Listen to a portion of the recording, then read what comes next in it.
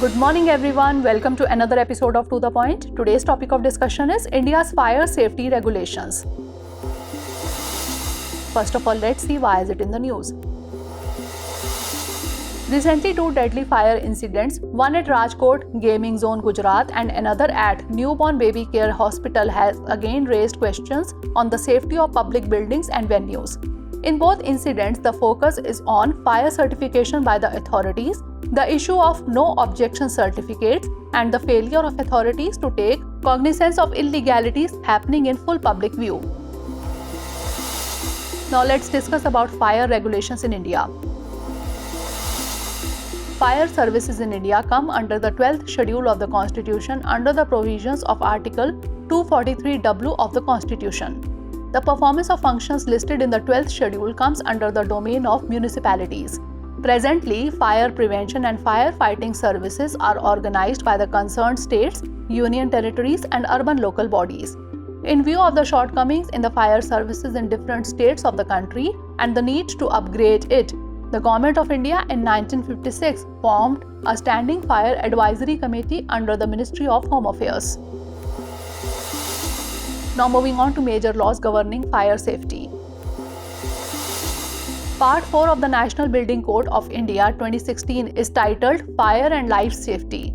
It covers the requirements of fire prevention, life safety in relation to fire, and fire protection of buildings. It specifies the demarcation of fire zones, restrictions on constructions of buildings in each fire zone, classifications of building based on occupancy. The code specifies occupancy-wise classification, constructional aspects and protection features that are necessary to minimize danger to life and property from fire. Model Building Bylaws 2016 and its component Chapter 11 on Fire Protection and Fire Safety Requirements. It provides the necessary framework for state governments which bear responsibility for fire safety under law. Point-specific responsibility for all fire-related clearance rests with the Chief Fire Officer. The concerned development authority shall refer the building plans to the Chief Fire Officer for obtaining clearance in respect of buildings. During the pandemic, amidst a spate of fires, the Health Ministry circulated guidelines stipulating third-party accreditation for fire safety and putting a fire response plan in place. Now let's have a look at problems in current fire safety structure. Rising demand of residential and commercial buildings witness expansion and densification over time, often without following fire master plan. Many commercial and residential buildings, in particular high-rise buildings, have been found flouting fire safety norms.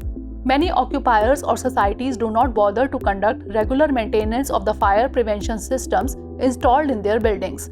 There are no clear-cut provisions in any of the fire safety legislation in India regarding the scope, objectives, methodology, and periodicity of a fire safety audit.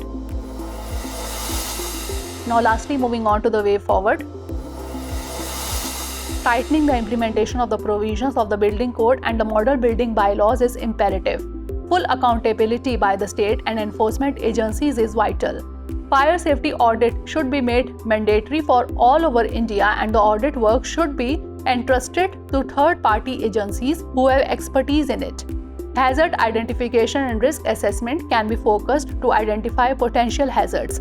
13th Finance Commission recommendation on fire safety and organization should be implemented.